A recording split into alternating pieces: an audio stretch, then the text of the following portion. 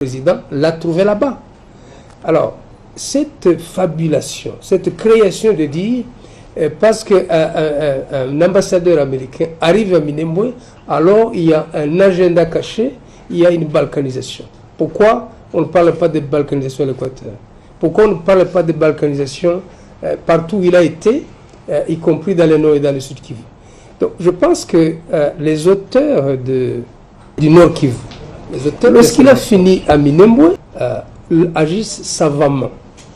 Ils savent bien construire des monuments d'information, si vous voulez, qui touchent au niveau de l'intellect. Et les gens y croient. Mais vous ne voyez pas un ambassadeur. Il y a d'abord, il n'y a pas de balkanisation. Parce que l'auteur dont on parle de balkanisation, c'est moi. Ben alors, c'est bien beau d'attribuer à quelqu'un des histoires. Mais c'est des folies, ça. Vous me voyez membre du gouvernement, ancien vice-président de la République, et j'aurai un plan que je promène dans ma mallette ou dans ma poche. Comment? Tout ceci procède d'une haine excessive et de l'intolérance la plus absurde. C'est la folie, tout simplement. On dirait que les démons se sont déplacés de l'enfer, en tout cas les démons des mensonges, et se sont installés dans les esprits pour complètement tourmenter les gens et leur faire croire à des choses invraisemblables, au point que les gens peuvent agir et agir mal, croyant bien faire, parce que simplement quelques malins ont inoculé un degré élevé de haine et de rejet. Je n'ai pas encore posé, permettez-moi. Monsieur le ministre d'État, je reste encore sur ma soif parce que nous avons appris de la bouche du président de la République qu'il n'était pas informé de cette situation. Et aujourd'hui encore, des voix s'élèvent pour dire qu'il y a anguille sous roche, la présence de l'ambassadeur américain. Vous avez justifié son passage dans le Grand Équateur qui n'a pas posé problème. Mais quant à Minembwe, ça semblait être très prononcé, qu'il a même été entendu au niveau de la présidence de la République selon nos informations. Est-ce que nous pouvons penser qu'une crise s'installe déjà au moment où le président de la République voudrait tout simplement annuler tout ce qui a été fait à Minembwe en votre présence dernièrement? Excellence. Mais merci de revenir sur ça. Je pense que vous me rendez un très bon service en disant des choses crûment telles qu'elles se sont racontées pendant les 2 semaines. Voilà, je ne peux pas me permettre de commenter les propos ni la décision du président. Je suis membre du gouvernement, j'ai donc l'obligation de réserve. Et dans tous les cas, il a décidé. Et donc sa décision est là et dans toute sa validité. Maintenant, ce que j'ai à dire, c'est que ma mission n'était pas inconnue. Ma mission vient du Conseil des ministres. Mais ma mission n'avait pas pour objet d'installer un bourgmestre. Il est honteux, même honteux, de penser qu'un ministre national ignorerait ses compétences. Écoutez-moi très bien. Le 7 août de cette année, j'ai accompli 30 ans au barreau comme avocat. Alors, je peux vous lire les compétences par rapport à l'installation. D'ailleurs, le mot installation est utilisé abusivement. Lorsque vous lisez la loi sur les ETD, justement, il est dit quoi? Le bourgmestre et le bourgmestre adjoint sont élus au sein ou en dehors du conseil communal dans les conditions fixées par la loi électorale. Ils sont investis par arrêté du gouverneur de province dans les 15 jours de la proclamation des résultats. Nous sommes dans la loi, voilà comment elle s'appelle cette loi. Loi organique numéro 08/016 du 7 octobre 2008 portant composition, organisation et fonctionnement des ETD, entités territoriales décentralisées, et le rapport avec l'État et les provinces. Bon. Je suis donc légaliste et personne ne peut m'enlever ce caractère lié à ma formation et lié à ma pratique. Je suis praticien de droit. Je ne suis pas ni philosophe, ni sociologue, ni psychologue, ni médecin. Non, je suis juriste de formation, je suis juriste praticien. Mais au-delà de ça, dans la Constitution que vous avez, que nous avons, j'y ai participé amplement en dirigeant la commission qui avait le ministère de la Justice dans ses attributions, la défense dans ses attributions. C'est la commission, en effet, il faut le dire, qui a réunifié le pays. La commission politique, défense et sécurité avait sur ses épaules les 5 objectifs de la transition. Et c'est votre humble serviteur, finalement les mémoires sont courtes, qui a joué ce rôle-là au niveau du gouvernement. Mes collègues avaient respectivement l'économie et les finances, la reconstruction, mais aussi les affaires sociales et humanitaires. Mais vous ne voyez pas dans les objectifs de la transition ce concept-là, ces matières-là. Ça va de soi, ce sont des services. Mais les matières qui relèvent de la réunification du pays, des matières qui relèvent de la constitution qui devait asseoir la démocratie dans ce pays, les matières qui relèvent des élections et consorts, c'est des matières, si vous voulez, de la commission politique défense et sécurité. Donc je connais très bien de quoi il s'agit lorsqu'on parle de la forme de l'État, la décentralisation dans ce pays. Et bien sûr, je suis comme ministre, je suis aussi ministre de la décentralisation, c'est ma 4e année celle-ci. Quoique les gens pensent que c'est mon meilleur choix de ministère, je n'aurais jamais peut-être... Pour le besoin de la cause, il fallait vraiment être là pour exécuter ce plan. Vous n'avez pas posé la question, c'est moi qui évoque la question, non? Tout à fait. Ben, laissez-moi y aller. Donc, vous me voyez avec le background de vice-président, qui a eu le ministère de la Défense, des mobilisations et anciens combattants dans mes attributions, qui a eu les affaires étrangères dans mes attributions, la diplomatie et la coopération régionale d'ailleurs, qui a eu également la justice dans mes attributions et les droits humains, qui a eu également le ministère de l'Intérieur et Sécurité dans mes attributions. Et je peux continuer l'information, ça vous concerne les femmes et familles, les gens, affaires humanitaires et tout. Et j'aurais gardé comme choix principal le petit ministère de la décentralisation. Si je devais choisir, ce n'est pas celui-là que j'aurais choisi. Certainement pas. J'ai une nette passion pour la justice, c'est connu, je ne le cache pas. Je serai ministre de la Justice, que je serai comblé de part à... Si je devais faire un choix, mais aussi la diplomatie ou l'intérieur, c'est des ministères importants que j'ai eu à superviser pendant 3 ans et demi et que je maîtrise. Donc, lorsqu'on m'attribue le ministère de la décentralisation et des réformes institutionnelles, je l'accepte comme serviteur, pas comme passion. Et je l'accepte parce qu'il y a un agenda caché. Est-ce que vous comprenez de quoi on parle? Tous ces gens qui parlent de la décentralisation, avant mon arrivée dans ce ministère, combien de gens savaient qu'il y a un ministère qui s'appelle décentralisation? C'était quantité négligeable. La valeur des ministères, finalement, dépend de celui qui l'anime. Si on vous demande qui était ministre de la décentralisation avant Rouberois, vous ne saurez pas. Non, c'est parce que je travaille au jour le jour. Je fais connaître des questions de fond tous les vendredis. Interroger les membres du gouvernement. Quasiment tous les vendredis, je suis là avec la Constitution pour rappeler au Conseil des ministres la nécessité d'aller à fond dans la décentralisation parce que le développement du pays en dépend. C'est connu, c'est pas caché. Donc, je reviens sur votre question pour dire l'ambassadeur américain, il n'est certainement pas parfait, mais n'est pas allé à Minembwe en fonction, si vous voulez, de la commune de Minembwe. C'est abject de coller à quelqu'un. D'abord, il est allé 2 jours après nous. Alors, il serait allé faire quoi? Célébrer quoi? Voici ce que dit ce texte ici. Le texte ne parle même pas de l'installation. Le texte parle de l'investiture. Et là, c'est dans l'hypothèse où il y a eu élection. Mais ça s'arrête à l'acte posé par le gouverneur de province.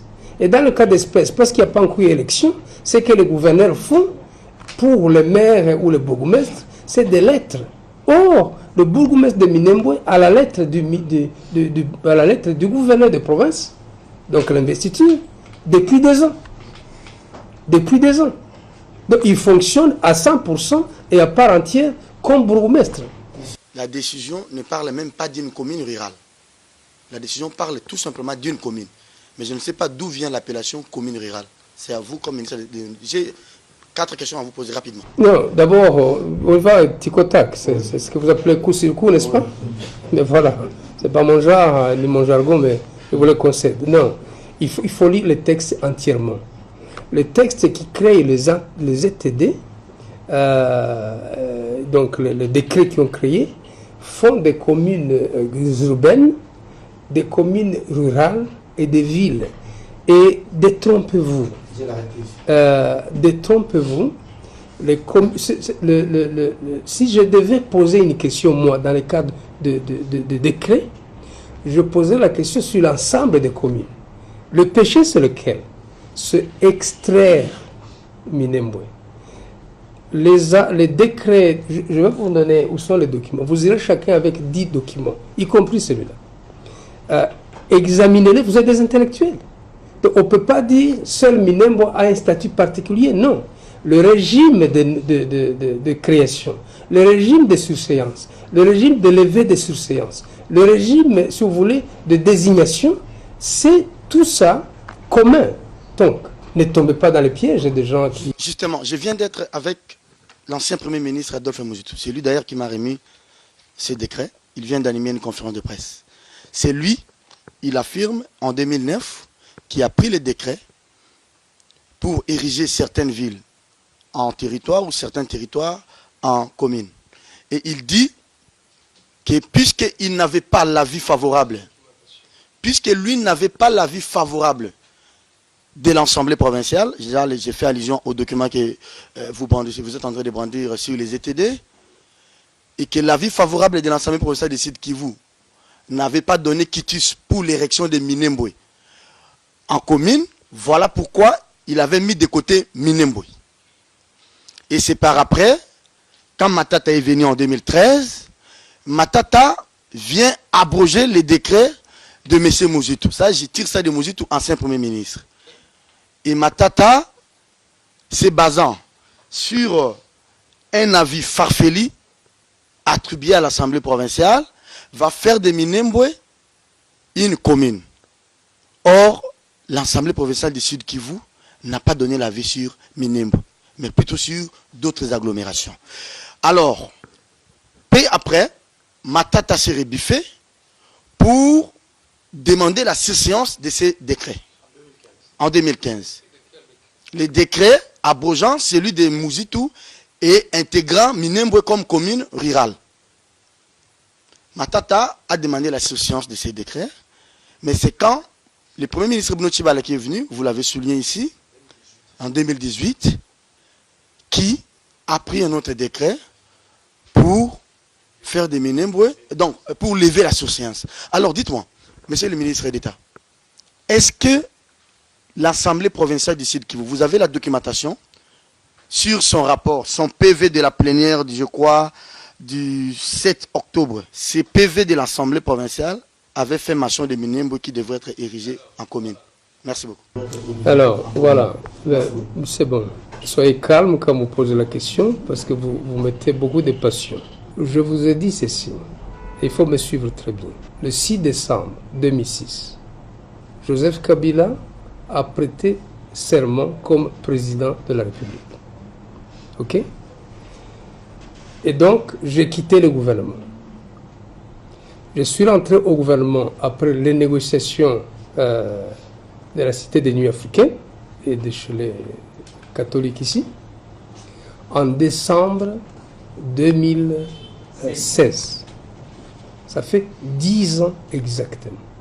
Alors, quand je vous dis que j'ai fait 10 ans dans l'opposition, donc je n'ai pas connu Matata comme Premier ministre, moi. Je n'ai pas connu Muzito comme Premier ministre. Vous êtes des intellectuels. Alors, il faut savoir à qui adresser votre question. Est-ce que le débat tel qu'il est, Minembwe, vous allez installer un bourgmestre, vous trouvez de logique à lier ça avec des actes de 2009? Moi, je ne peux pas vous répondre. Mais certainement, du reste, le décret de Muzito n'est pas de 2009, c'est faux. Le décret de Muzito est de 2012. C'est déjà une fausseté. Maintenant, quand moi je lis les décrets de Matata, je vais vous distribuer ça, et qu'il dit les conditions sont réunies. Alors, en 2015, fausseté. Matata n'a pas créé la surséance, n'a pas fait de surséance à cause de Minembwe. Ça, c'est l'intox la plus folle. Matata, le débat il y a au Sénat, le débat il y a à l'Assemblée nationale. Suivez le Kondo quand il vous parle et bien d'autres. Il y a eu des débats sur des questions de viabilité, sur des questions de précéder, si vous voulez, de faire précéder les communes et les villes par rapport au découpage effectif des provinces. Donc, lorsqu'il y a le décret de surséance, je vais vous le donner aussi. Ce n'est pas que Minembwe qui est visé, c'est l'ensemble, toutes les villes, toutes les communes rurales, toutes les communes urbaines. Aidez-moi à rendre ça au public. Lorsque Tshibala est Premier ministre, je vous ai préparé ici la réunion du Conseil des ministres. Vous avez la réunion du Conseil des ministres qui a décidé de la levée de la surséance. Et quand, c'est sur base d'un rapport, savez-vous qu'avant la levée de la surséance, il y a eu une commission de la présidence, de la primature, du ministère de l'Intérieur, du ministère de la décentralisation, qui a jugé de l'opportunité ou non. C'est sur base de cette commission que le gouvernement a débattu en Conseil des ministres et a levé la surséance. Pas que pour Minembwe. Lorsque on va désigner les gens, on n'a pas désigné que Minembwe. Mais la ville d'Uvira, ce fut un district comme Goma, comme Kindu. C'est resté une cité jusqu'en décembre. Je connais les noms des personnes qui ont fait des démarches absolument pour que Uvira soit parmi les priorités. C'est Bitakwira. Je connais les personnes qui ont fait absolument des démarches pour que Baraka soit parmi les villes prioritaires. C'est Nehembi Mulanya. De même que pour, comment dirais-je, Kamituga, dans le Mwanga. Nous sommes partout là où? Au sud Kivu. Alors, pourquoi seulement Minembwe, qui n'est même pas une ville? Donc, voyez-vous, l'intox est quelque chose de terrible. Kasumbalesa au Katanga devient ville quand? C'est pendant la même période. Donc, si on n'a pas beaucoup d'informations vraies, il faut s'informer. Vous pouvez appeler Mova, qui était ministre de l'Intérieur. Vous pouvez appeler Chadal, qui était ministre de l'Intérieur. Vous pouvez même appeler Mouyej, parce qu'en 2013, lorsque Matata prend la décision, la décentralisation, disons, pendant cette période, il y a une période où Mouyej, les années 2009 ou 2010, tout ça, quand les dossiers venaient des provinces, il était ministre de l'Intérieur et de la décentralisation. En 2013, vous avez mon prédécesseur, Banamouere, qui a contresigné avec Matata, parce qu'elle est ministre de l'Intérieur.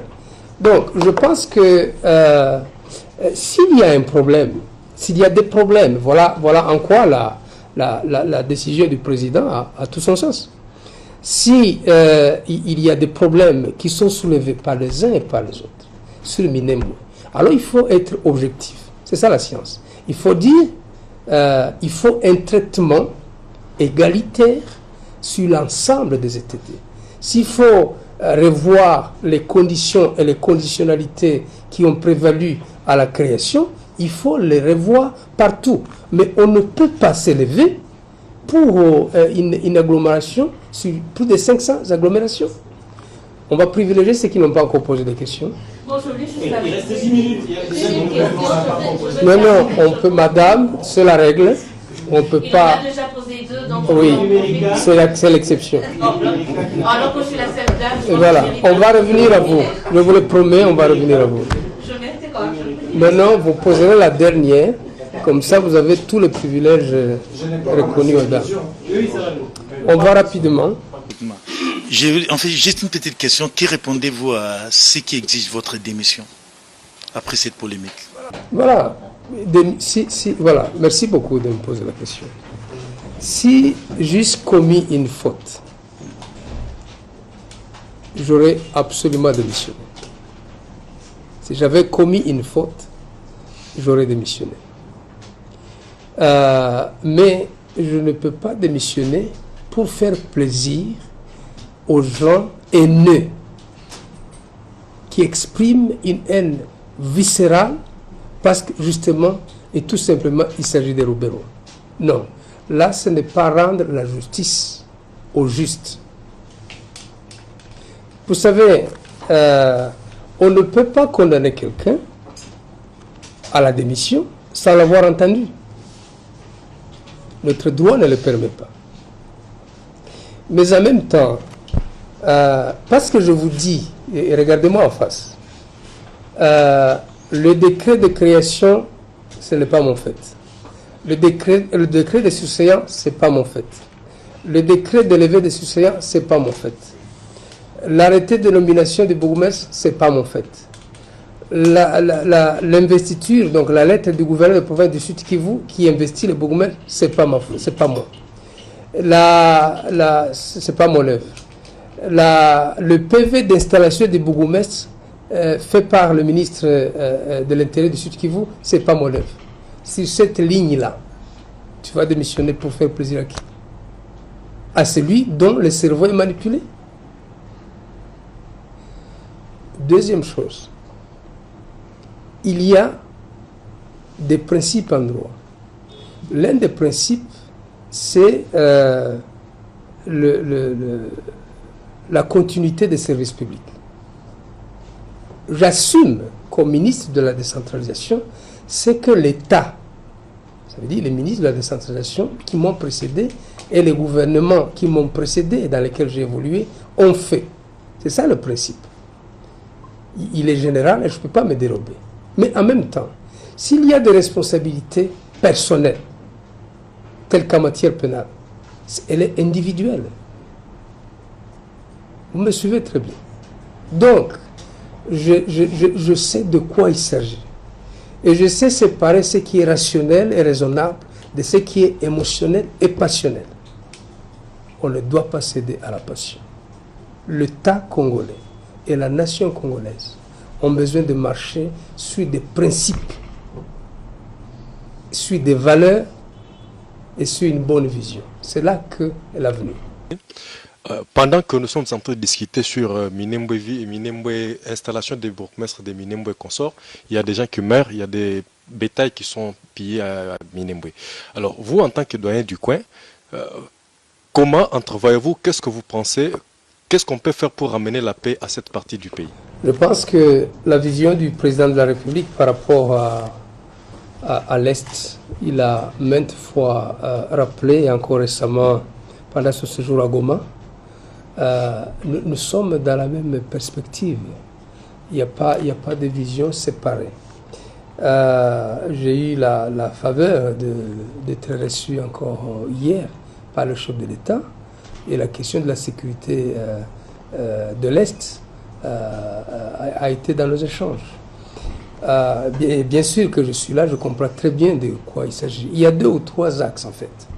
L'un des problèmes majeurs au niveau de l'Est, c'est l'idéologie.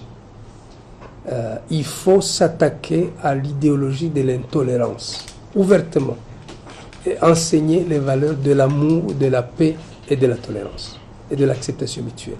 Il faut en faire comme, comment dirais-je, comme un objectif tel construire un pont ou un chemin de fer. Mais attention, il n'y a pas que dans les hauts plateaux du Sud Kivu, c'est tout le Kivu. Il n'y a pas que le Kivu, c'est l'Ituri. C'est de quoi qu'il souffre l'Ituri. C'est ça. Mais ce n'est pas que ça. C'est Lubumbashi et Kasumba Lessa. Donc, le problème de réconciliation constitue un besoin réel et fondamental dans ce pays. Et il faut l'aborder. C'est le premier volet de la solution. Il faut amener les gens à s'accepter différents. Parce que Dieu, quand il nous crée, il vous donne un visage qui, même votre ADN, d'ailleurs, n'a rien à voir avec l'ADN de vos enfants. Donc, a fortiori, si vous voulez, les images et les physionomies, et les attitudes et tout le reste. Nous devons nous accepter tels que Dieu nous a créés. Et nous aimer. Et nous tolérer. Nous tous, nous allons à l'église le dimanche. Le plus grand commandement, c'est aimer Dieu de tout son cœur, son âme, son esprit. Le deuxième, qui lui est semblable, c'est d'aimer le prochain comme soi-même. Jésus est allé plus loin. Il a prêché sur l'amour des ennemis.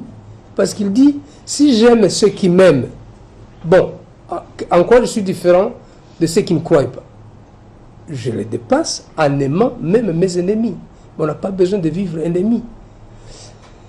La deuxième valeur, donc la première solution au problème de l'Est, il est moral et spirituel. La deuxième solution au problème de l'Est, il est sécuritaire. Il faut que l'armée impose la paix. Nous avons des centaines de groupes armés. Il faut y mettre fin par des actions de notre armée, les FARDC. La troisième solution au problème de l'Est, c'est le développement, qui est une réponse à la pauvreté. Beaucoup de questions qui se posent à l'Est, c'est aussi un problème de pauvreté. Vous avez des jeunes gens qui n'ont pas, soit fini les études, soit qui n'ont pas d'emploi, qui prennent des armes, parce que c'est facile de vivre en intimidant les gens et en ayant de quoi vivre. Alors, il faut des projets de développement, mais aussi des projets intégrateurs qui obligent les communautés à vivre et à travailler ensemble. Le jour où il y aura des banques où un Mubembe est associé à un Munyamulenge, il y a une activité agricole où un Mufulero est associé à un Mubembe et un Munyamulenge. Il y a la pêche, un projet de pêche où les gens ont des intérêts communs. L'élevage où ils ont des intérêts communs. Des affaires, du business ensemble. Ils vont réfléchir deux fois avant de le détruire. Donc il faut former la population à travailler ensemble. Il faut qu'il y ait des budgets conséquents et même des investissements particuliers dans les zones de conflit, sans oublier le reste du pays. Parce que si on ne le fait pas, même le reste du pays risque de connaître des problèmes à cause de la pauvreté. C'est quelque chose de terrible qu'il faut combattre. Merci Excellence, je sais que je prends parole en dernier. Oui, voilà. Première question ou sous-question, on y va rapidement. La première, c'était vous niez ne pas avoir été à Minembwe alors que certains députés présents confirment. Alors. Je mets au défi quiconque prouve qu'au moment où on installe le bourgmestre, je suis là. Vous savez, les députés disent ça. J'aimerais savoir quel est ce député-là.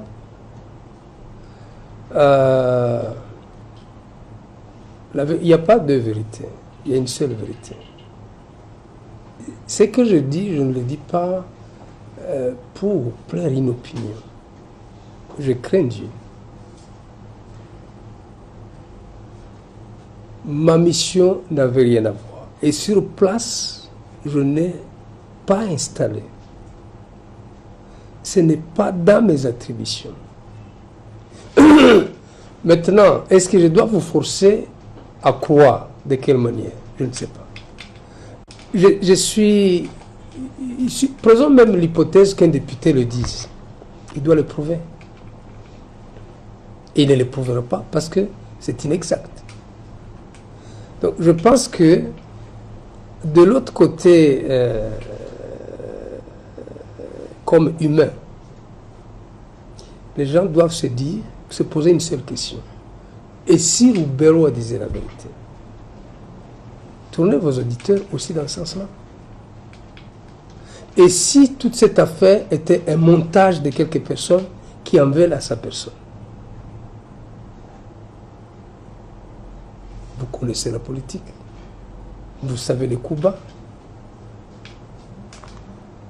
Si on montre quelque chose qui dégage la perception que ça peut être vrai, et c'est sensible, vous connaissez dans l'opinion congolaise, la donne Tutsi, la donne Banyamulenge. Si quelqu'un veut savamment remuer ça, vous savez combien de gens s'alignent derrière ça? Vous lisez la Bible? Bien sûr. Lisez le dernier chapitre du livre de Luc. On va vous dire que lorsque Jésus, qui était innocent pourtant, qui disait la vérité pourtant, qui faisait du bien pourtant, lorsqu'il est arrivé au moment où il devait être crucifié, Pilate et Hérode, qui étaient des ennemis, c'est écrit dans la Bible, des ennemis qu'ils étaient, ils sont devenus amis. Vous trouvez normal, vous, que dans le FCC, dans le CACH, dans la MOUCA, dans la société civile, des gens ennemis qui ne se parlaient pas du tout, du coup, fassent cause commune. Ça ne peut pas déranger la conscience de quelqu'un en disant, mais tiens, il y a quelque chose d'anormal ici. Pourtant, ce fut ça le cas de Jésus. Ce fut ça le cas de Jésus. Ce n'était pas que Jésus avait menti, avait péché, avait mal agi. D'ailleurs, ils sont allés plus loin. Effectivement, ils l'ont crucifié. Et c'est le deuxième principe. La foule au sens des internautes, au sens des réseaux sociaux, la foule n'a pas d'âme. Pourquoi est-ce que Pilate a lavé les mains et a livré Jésus? C'est la demande de la foule. Ce n'était pas une décision du tribunal. D'ailleurs, il a dit, je ne trouve aucun mal sur lui. Ça n'a pas empêché qu'il le livre. Pourquoi? Pour faire plaisir à la foule. Et c'est ça la politique dans la plupart des cas, ici ou ailleurs. Si j'ai un argument pour faire adhérer à ma personne et à ma cause la foule, moi je ne le fais jamais. Mais des milliers de gens le font. Deuxième question. La première question, vous n'avez pas répondu si vous craignez de subir le même sort que tout la grâce. Non, pas du tout. Non, monsieur. Je vous ai dit que j'ai une seule mémoire, et pas la mémoire de plusieurs personnes. Donc, des questions, je ne les ai pas retenues entièrement. Soyons courtois. C'était la même question, c'était la première. Je n'ai pas retenu ce... Voilà, moi, je n'ai pas du tout peur. Je n'ai pas du tout peur. De un, votre question ressemble à celle qu'il a posée de démission. Donc, je n'ai pas du tout peur de quoi que ce soit, parce que je suis dans la vérité. Supposez même, parce que c'est ce que vous voulez dire, que je quitte le gouvernement pour avoir été accusé faussement. Mais je serai l'homme le plus heureux. Pas parce que j'ai quitté le gouvernement, personne ne veut quitter le gouvernement quand il y est. Mais parce que la cause qui m'aurait fait partie du gouvernement n'est pas une cause indigne de vol, de détournement de deniers publics ou des insanités, je veux dire. Donc, quelque chose qui ne relève ni de la loi, ni de la morale, on me fait partir parce que je suis dans la vérité. Il faut savoir assumer dans la vie. Mais ce n'est pas à l'ordre du jour, évidemment. Plusieurs politiques vous accusent, vous accrochez à cette histoire des Minembwe. Oui. Vous restez, continuez à rester... Parce que je n'ai pas de poids politique. Vous savez, quand vous créez une société, d'abord, le concept de poids politique. On n'a pas beaucoup de temps, peut-être que ça va demander toute une émission. C'est quoi le poids politique? Le poids politique, c'est des députés. Alors les députés, qu'on obtient comment? C'est tout ça. J'assume, je viens d'une minorité. OK? Le RCD est sur l'ensemble du pays. Alors, nous allons aux élections. J'aligne des candidats qui ne sont pas élus en majorité. Mais je lis, je suis, j'écoute. Celui-ci Il est passé comment? Je ne sais pas de quoi vous parlez quand vous parlez d'une vidéo qui circule. Mais vous savez que, toutes les prophéties ne sont pas vraies. Si vous voulez une émission biblique, et je suis bien tenir, je peux bien tenir sur la décentralisation, sur le droit, que sur des questions bibliques. Donc la prophétie, la prophétie qui est vraie, c'est celle qui s'accomplit. Toute prophétie fausse ne s'accomplira jamais. Dans cette vie de Kinshasa, tu connais le nombre de faux prophètes? Toi, tu connais? Si tu n'en es pas un, toi-même. Madame. Lié à la balkanisation, est-ce que c'est le fait dans le RCD qui fait cela? Et en dernier lieu, il y a certains journalistes, surtout à l'extérieur du pays, qui décrivent Minembwe comme une sorte d'enclave Tutsi. Qu'est-ce que vous dites par? C'est un article d'il y a 48 heures d'un journaliste de l'AFP qui s'est retrouvé avec un événement d'enterrement du dernier tué par les Maïmaï à Minembwe il y a 3-4 jours. Donc Minembwe est habité par d'autres communautés. Le centre aujourd'hui, c'est plus le Bâche. Vous pouvez croire à ça? Est-ce que quelqu'un peut croire qu'au centre de Minembwe, autour de la commune, la population en termes de communauté la plus importante, c'est le Bâche? Personne ne peut le croire ici. Ici, on gobe tout, on voit les... J'en viens. C'est justement parce que c'est le Banyamulenge. C'est une victimisation. C'est toi qui l'as dit. Parce que ce n'est pas la seule minorité. Non. Le problème est celui-ci.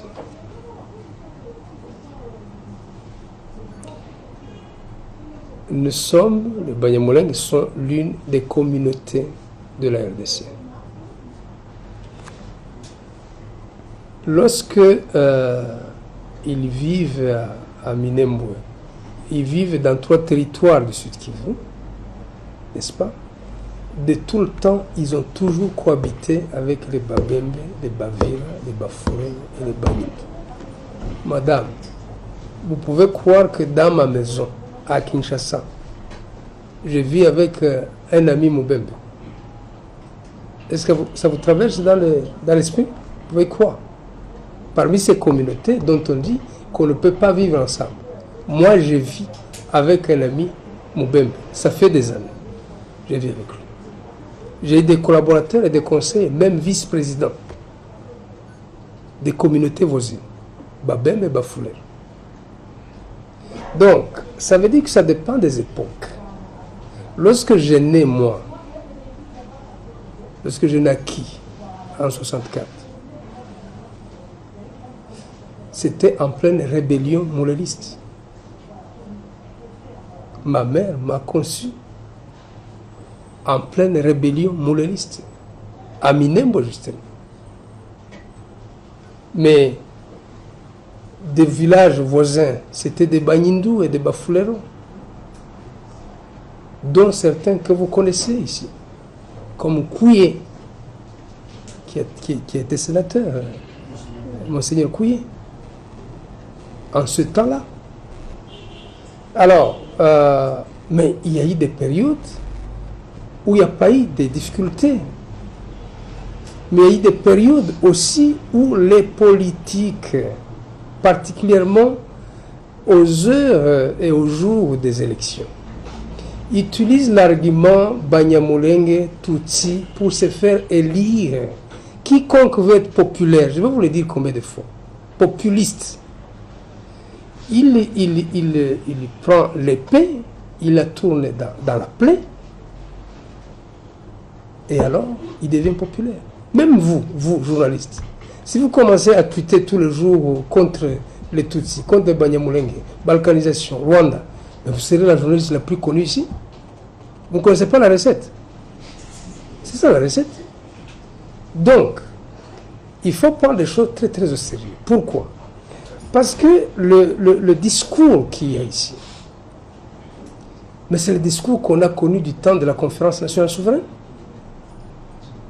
On a connu des présidents de l'Assemblée nationale comme Anzolo Nibembe, qui est des Fizi, pour lui, le pari, c'était que le Banyamulenge soit considéré comme des étrangers. Pour être populiste au Kivu. Et quand on vous dit on va perdre une partie du territoire national, évidemment, qui ne va pas se mouvoir? C'est une cause qui emballe tout le monde. Mais rationnellement, ça va se passer comment? Les Soto, vous vous imaginez? Ou le Vatican? On va aller prendre un village de 10 km². On dit oui, on connaît ça au Rwanda. Si les gens y croient, évidemment, ils prennent des armes. Mais est-ce qu'on a réfléchi sur ça? Ce n'est pas nous les frontaliers. Regardez la carte. Minembwe est à combien de centaines de kilomètres? Les Rwandais ne voient pas Bukavu en face? Les gens de Bukavu ne vont pas chercher tous les matins les œufs et les tomates à Tchangougou? Les Rwandais ne voient pas la plaine de la Ruzizi, où il y a des bafoulettes? Les Burundais ne sont pas en face de la ville d'Uvira? La Tanzanie ne traverse pas le lac Tanganyika pour arriver à Fizi? Monter vers la province du Nord Kivu, c'est en face du Rwanda, en face de l'Ouganda. L'un des peuples les plus, justement, reculés au-delà des frontières, c'est le Banyamulenge. Donc, l'exclusion, c'est le terme que vous cherchez. La haine, ça existe. Donc, le concept de haine, d'intolérance, d'exclusion, ce sont des mots qui existent réellement, comme manger, se promener, marcher. Et lorsque les gens les exécutent sur d'autres humains, regardez dans vos réseaux sociaux, si vous n'avez pas, moi je vais vous envoyer des messages, même d'aujourd'hui, qui appellent à prendre des machettes contre le Banyamulenge et contre le Tutsi. Ces messages, je les ai même aujourd'hui. Pourquoi vous? Parce que c'est nous justement, c'est la haine, madame. C'est la haine. Le jour où tu seras victime de ça, que Dieu t'en préserve, tu ne poseras pas une telle question. Tu ne diras pas... Non, ce n'est pas toutes les tribus. Vous êtes autour de cette table, je ne vous impute pas ça. Je ne vois personne de haineux ici. Non, je parle d'une portion de gens qui ensorcellent le pays, qui enveniment les autres. C'est de ça qu'il s'agit. Vous pensez que Hitler a agi comment? Quand on commet le génocide, quand on fait des appels à la machette, pourquoi vous ne posez pas ce genre de questions? C'est bien de dire pourquoi vous, mais pourquoi vous ne vous dites pas, et si ce soir ça arrivait, que tous les Banyamulenge, là où ils sont, soient exterminés? Vous direz comment? Vous direz que la presse n'était pas au courant de tous ces messages de haine qui circulent dans les réseaux sociaux? Où l'on pense que celui qui tuerait tel Tutsi ferait le héros, pour que, comme Galilée, plus tard, on se rende compte que la personne avait raison. Donc, il faut éduquer la masse. Nous sommes un. C'est un peuple. La force d'une nation, c'est la cohabitation. C'est l'acceptation malgré les différences. Si on rate ça, on a tout loupé. La nation n'est pas faite que de gens qui se ressemblent physiquement nécessairement. La nation n'est pas faite que de gens qui ont le même mode de vie, tous agriculteurs, tous éleveurs, tous pêcheurs, tous chasseurs. Non. La nation, c'est un lien, par définition, et une conscience de vouloir vivre ensemble. C'est de ça qu'il s'agit. Donc, on est des gens absolument ordinaires comme les autres, avec des défauts comme les autres. On est des humains, après tout. Et ce que les gens demandent, c'est une cohabitation et une compréhension. Le président de la République a ce message-là. Le président Kabila, l'un des acquis de son régime, c'est la cohésion nationale. Le président Tshisekedi, c'est ça le fondement de son message. C'est de dire, vivez en paix. Vous l'avez suivi chaque fois. Maintenant, il y a des gens qui manipulent ou qui sont manipulés, qui posent le problème de la nationalité, qui n'existe plus pour les Banyamulenge, ou les Tutsis congolais, ou les rwandophones, ou les lingalaphones, ou les babemba congolais, ou les ngwandé congolais. J'ai été en Centrafrique. C'est encore beaucoup plus proche. Avec Zongo. C'est des ngwandé de part et d'autre. Mais alors, de quoi on parle? Ici, au Congo central, avec l'Angola, au Kasaï central, avec l'Angola, ici avec Brazzaville. Donc, personne n'a voulu des frontières. Elles nous ont été imposées. Et lorsque nous nous retrouvons entre les frontières de la RDC, nous n'avons pas cherché à faire des procès contre tel et tel.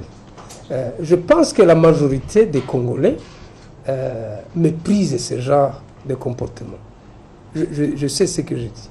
La majorité des Congolais ne croient pas à ça. Et c'est ça le bonheur que nous avons. Les dirigeants du pays ne croient pas à ça. Et donc, les efforts, c'est pour enseigner, à travers la communication notamment, le bon vouloir et la conscience de vivre ensemble. Voilà.